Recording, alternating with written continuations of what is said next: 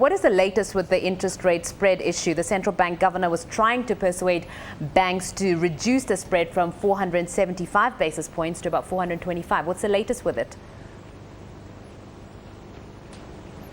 That's right. Well, it's been very interesting. Of course, you remember the governor doesn't have any formal powers to force the banks to reduce the spread between our repo rate and our prime rate. But he's had discussions in the course of the year with the Bankers Association. And in the end, what happened is that they sort of agreed on a compromise.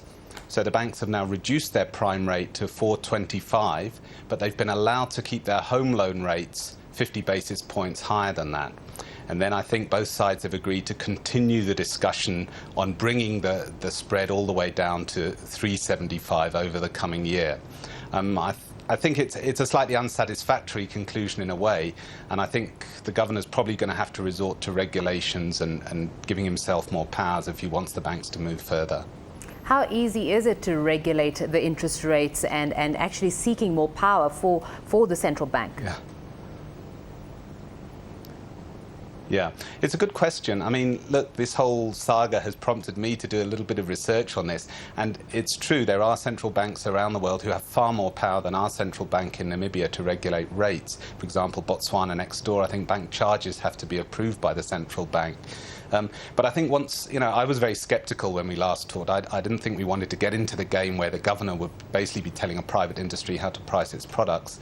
And I think once you get into the business of saying the spread, then you have to talk about deposit rates as well, and you have to start looking at fees and charges. There are all sorts of ways in which the banks can attempt to make money quite legitimately, and I think the governor's going to get into quite a difficult situation if he goes further along this road. Yeah, well, we know further discussions will definitely take place next year.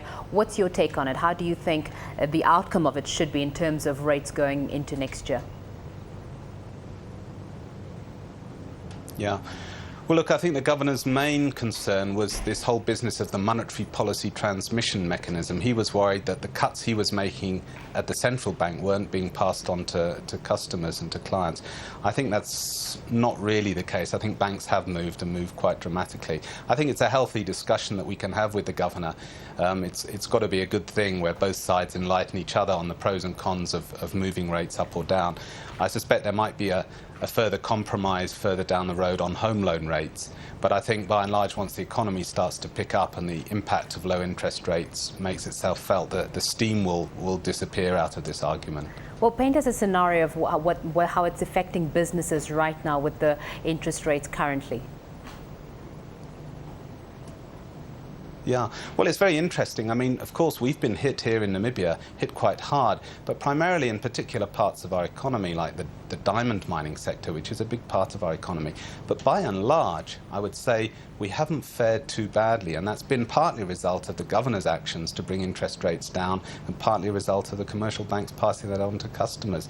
So, although growth has definitely slowed this year, there's no doubt about that, we've been a good deal less badly hit than many other countries. And if you look at investment indicators almost across the board, they've remained fairly robust. So Namibia's economy hasn't performed badly at all. Well, let's look at the other story coming out of Namibia, Anglo-American sale of Scorpion zinc. What's expected out of this sale going forward? Yeah, it's again a very interesting story. Anglo at the end of October announced that they wanted to divest themselves of their zinc assets, and of course one of those assets is the Scorpion zinc mine in the south of Namibia. This is a pioneering mine that was using new extraction techniques to mine an oxide deposit of zinc and was a world first. It now produces about 150,000 tons of special high-grade zinc a year and is a major component to our mining industry. Accounts for about a quarter of the revenue that we derive from our mining industry. So it's a very big chunk of our economy. And it's passing from one hand to the other is, of course, quite important for us. I think we're all eager to find out three things, basically. At what price will Anglo divest itself of this asset? How much is it actually worth, bearing in mind that its lifespan at the moment is only until about 2016? And the second is, who is likely to buy it. You know, historically, Namibia's very much been Anglo-Americans and South Africa's backyard, but since independence, we've seen an increasing number of different players come into the mining sector. And I think there's talk at the moment of the Chinese coming in and buying up the zinc asset of Scorpion zinc mine, which would be interesting. The Chinese have been hovering around a lot in the past few years, and we're doing a lot more trade with them, but they haven't really invested in anything big as yet. This could be their first major investment in the Namibian economy.